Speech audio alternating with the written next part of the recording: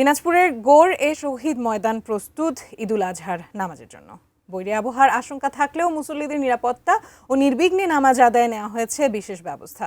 সর্বশেষ তথ্য জানাতে গৌড় এ শহীদ বড় ময়দান থেকে সরাসরি যুক্ত হচ্ছেন প্রতিনিধি ভুবন সেন। ভুবন, আমাদের জানাবেন শেষ মুহূর্তের প্রস্তুতি কেমন দেখছেন, মুসল্লিদের নিরাপত্তা নিশ্চিতে কি কি ব্যবস্থা নেওয়া হয়েছে?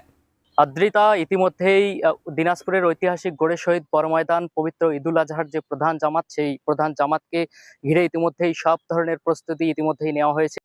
যেহেতু গত কয়েকদিন ধরে যে বৈরী আবহাওয়া, সেই বৈরী আবহাওয়ায় কারণে মাঠে কিন্তু যেগুলো খনাখন্দ রয়েছে সেগুলোতে কিন্তু একটু পানি লেগে থাকলেও সব ধরনের ব্যবস্থার কথা জানিয়েছেন জেলা প্রশাসন। নীল মজাদার গোলমার্ক বক্স, কুরমুরে বাইতে ফুরফুরে লাইফ। আমরা গত কয়েকদিন ধরেই দেখছি যে পৌরসভার যারা পরিচ্ছন্নতা কর্মী রয়েছেন তারা যে খনাখন্দ, সেই খনাখন্দগুলোতে কিন্তু বালি দিয়ে একদম তারা সমান ভরাট করে দিচ্ছেন এবং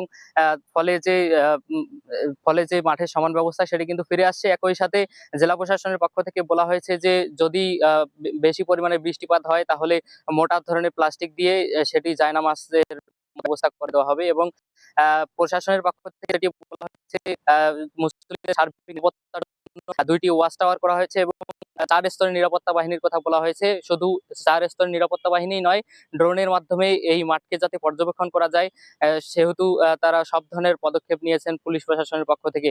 আমরা দেখেছি গতকালকে জেলা প্রশাসন, পুলিশ এবং এইখানকার যিনি স্থানীয় সংসদ সদস্য রয়েছেন সৈয়দ জাহাঙ্গীর আলম, তিনি মাঠ পরিদর্শন করেছেন।